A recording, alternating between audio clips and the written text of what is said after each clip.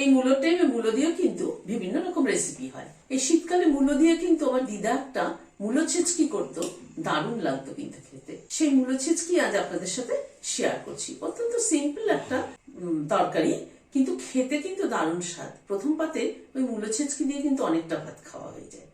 চলুন তাহলে ভিডিওটা দেখতে থাকি। 500 গ্রাম মূলোটাকে ছুলে নিয়ে ফিরে আসছি। মূলোগুলোকে ছুলে ধুয়ে নিলাম। এবার মূলোটাকে গ্রেট করে নিচ্ছি। গ্রেটারে ছোট দিকটা দিয়ে গ্রেট করে নিচ্ছি।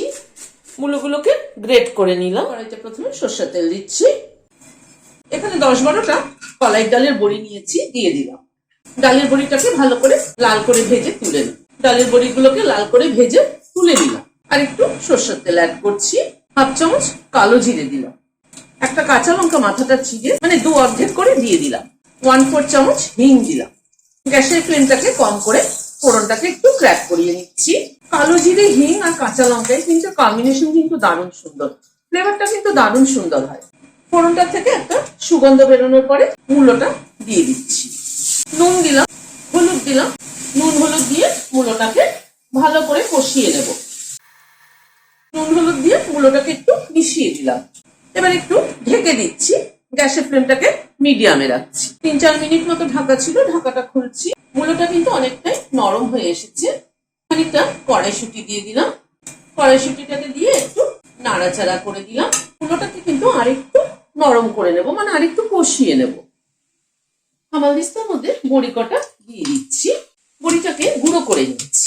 কিছু কিছু রেসিপিতে গুঁড়ো করে দিলে ভালো লাগে। মূলোটাকে আরো 3-4 মিনিট সময় ধরে কষিয়ে নিলাম। যত ভালো করে মূলোটাকে কষানো হবে, মূলোর ঘন্টর টেস্ট কিন্তু তত ভালো হবে। 1 চামচ চিনি দিয়ে দিলাম। একটা কাঁচা লঙ্কা চিড়ে দিয়ে দিলাম। মিশিয়ে দিচ্ছি। খানিকটা নারকেল কোড়া ছড়িয়ে দিলাম। নারকেল কোড়াটা কিন্তু আমি তেলের উপরেও দিতে পারতাম। তেলের উপরে দিলে একরকম টেস্ট হতো, আর লাস্টে যখন প্রায় হয়ে এসছে তখন দিলে কিন্তু আরেক রকম টেস্ট। কখন কিভাবে মশলার ব্যবহার হবে তার উপরে কিন্তু তরকারির টেস্ট নির্ভর করে। আরো প্রায় মিনিট 3-4 সময় ধরে মূলোটাকে কষিয়ে নিলাম। বড়িটা যেটা গুঁড়ো করে নিলাম সেটা দিয়ে দিচ্ছি। 1 মুঠো ধনেপাতা কুচি দিয়ে দিলাম। এই মূলোর ঘন্টতে কিন্তু ধনেপাতাটা মাস্ট দিতেই হবে। ধনেপাতা না দিলে কিন্তু সেই ফ্লেভার, সেই টেস্ট হবে না। মিশিয়ে দিলাম, দিয়ে গ্যাসের ফ্লেমটা বন্ধ করে দিয়ে সার্ভ করে দিচ্ছি। গরম গরম ভাতের সাথে এরকম একটা প্রথম পাতে মূলোর ঘন্ট হলে কিন্তু আর কিছু লাগবে না। ভিডিওটি কেমন লাগলো? যদি ভালো লেগে থাকে তাহলে একটা লাইক এবং সাবস্ক্রাইব করার অনুরোধ রইল।